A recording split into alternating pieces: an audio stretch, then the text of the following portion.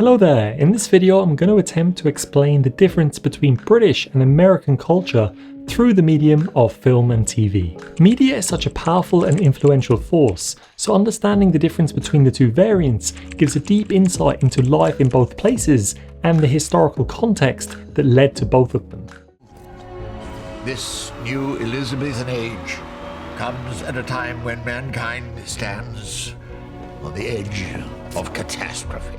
Britain's long history, characterised by monarchy, colonialism and world wars, has fostered a culture of resilience and even stoicism. America, on the other hand, was founded on the ideals of liberty and individualism. This history contributes to a generally more optimistic and individualistic attitude, where personal achievement and success are highly valued. This can be best seen with movies such as Forrest Gump and The Social Network, where the emphasis is on the American dream in the former and innovation and entrepreneurship in the latter.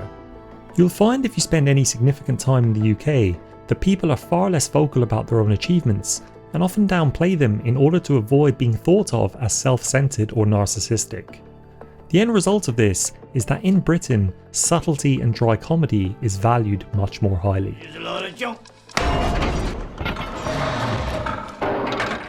So let's look at comedy more specifically. It's often a topic that divides the two nations, and the people from either side of the Atlantic are often slightly puzzled as to the other's sense of humour.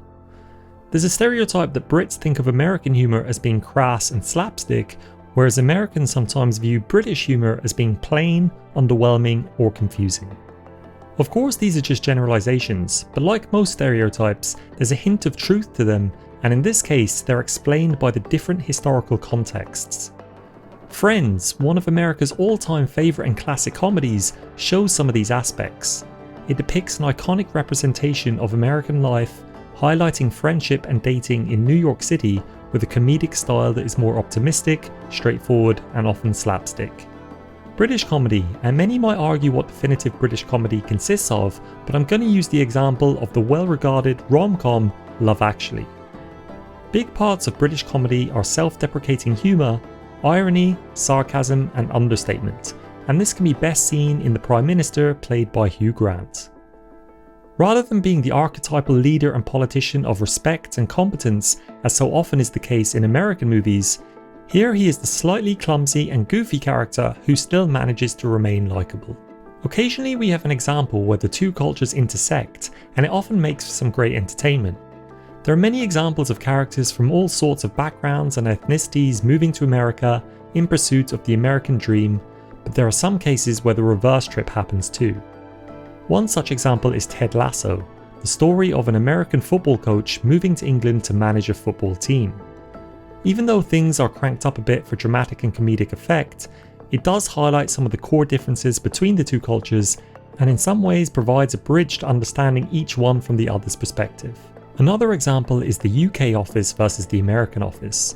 There is some debate over which one is the superior show, but despite having very similar ideas, there are some subtle differences that showcase the two cultures. The British one being a little more subdued and in the American one being a little more dramatic. Ted Lasso though is a good example of an American style comedy with a British setting and spin, whereas the American office is a good example of a British comedy with an American setting and twist. But what about the media more generally, and what it says about the underlying values of each nation? Once again, America was founded and grown on the ideas of freedom and capitalism, so it's much less surprising to see many examples of movies like The Pursuit of Happiness, Wall Street, There Will Be Blood, and even going further back, Citizen Kane.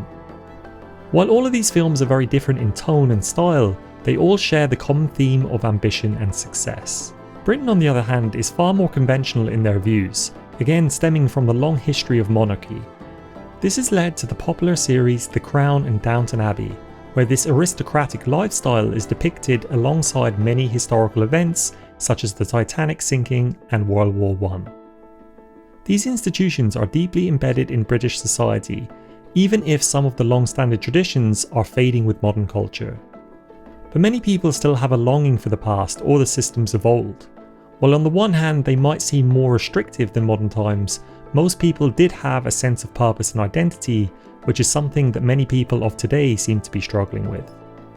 This is one of the many reasons why these shows have become so popular and engaging. Well, that and the high attention to detail and excellent acting and storytelling. Switching back to America, one of the most famous filmmaking institutions is Hollywood, a place where anything was deemed possible. This is why the trend of heroic characters set off a chain of hundreds of movies with iconic protagonists. Rocky, Superman, many famous westerns, and of course the comic book superhero genre, which has created iconic films in recent years such as The Avengers. Being a hero resonates everywhere, but in particular America, as stepping up and standing out from the crowd is celebrated rather than shunned. All in all, British cinema has given rise to many well-rounded and multi-dimensional characters where subtlety and depth underpins the culture that created them. America has the mindset that anything is possible, so creating inspirational stories and characters is what people want to see and will likely to continue to do so for many generations to come. Hello again, I hope you enjoyed the video. If you did, then feel free to like, subscribe, or leave a comment down below. I would definitely be interested in hearing your own thoughts on your own experience with British and American culture, whether you have some unique insight into one or both, and also whether there are any films or TV shows that I've missed from the list that would emphasize some of the points that I've been making. But otherwise, I will see you in the next video.